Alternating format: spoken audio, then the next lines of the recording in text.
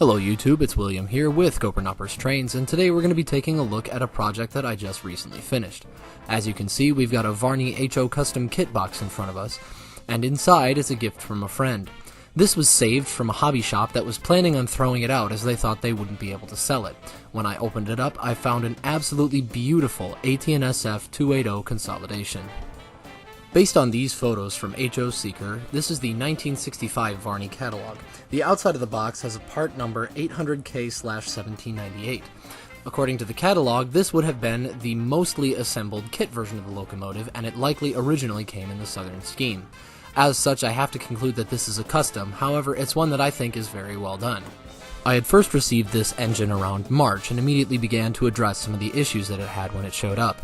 It had zinc-rotted tender trucks, a missing eccentric pin so the rods were flopping all over the place, and a lot of issues in and around the drive. This clip shows most of the original parts that I was able to save. It originally showed up missing one of the tender trucks, and this is what was left of the other stuff. The two biggest immediate issues with the engine involved the drivetrain. First was the motor. Somebody had replaced the original motor with a pitman that had been filed down with portions cut off, and the worm gear soldered onto a shaft that was too small. The result was absolutely terrible gear mesh, and even if I had managed to get it moving at this stage, I imagine the noise would have been horrendous.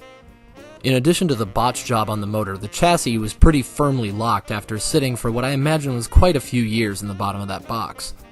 Even with direct pressure on the gear, I could barely get the chassis to move, so the next order of business was to get that cleaned up and ready to go. The parts search got incredibly lucky as I found that I had a spare Varney open frame motor in my parts box.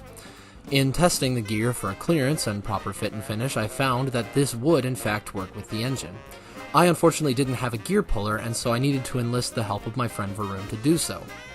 While I waited to visit him, I worked on cleaning up and getting the chassis running smoothly. This required an almost full teardown of the entire thing, and replacement of one of the eccentric pins that had gone missing while it was in the box. After he installed the worm gear for me, testing showed that a definitive improvement was made, but it still needed some extra fine-tuning. Unfortunately, through the process of this, I had left the blue wiring harness that connects to the tender at Varun's house. In an effort to keep it original, I decided to wait until I saw him again to get the wire back. Unfortunately, life got busy and we both forgot about it for quite some time. Recently, Varun was visiting home and I asked if he still had it. Fortunately, he was able to find it and I went by to pick it up. From there, I continued the refresh, including tuning up the drive and getting it running smoothly and reinstalling the rest of the wires. Upon final reassembly, I was met with an incredibly nice running and great looking Varney 280. The entire process of the rebuild took approximately 8 months, mostly because I forgot to bring the wire with me when I left Varun's house. Fortunately, the rest of the rebuild didn't take too long once I had all the parts, and I estimate that completing this project could have been done in a day's work.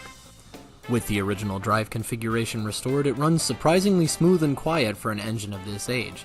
I would also say it runs significantly better than my other Varney steamer, showing a consistent and low current draw for its engine size.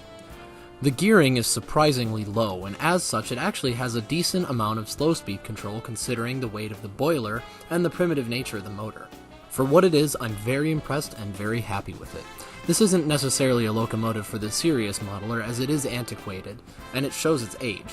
However, if you're a fan of vintage die-cast steam or just want to find a cool old engine to work on and operate, one of these would certainly be a good choice.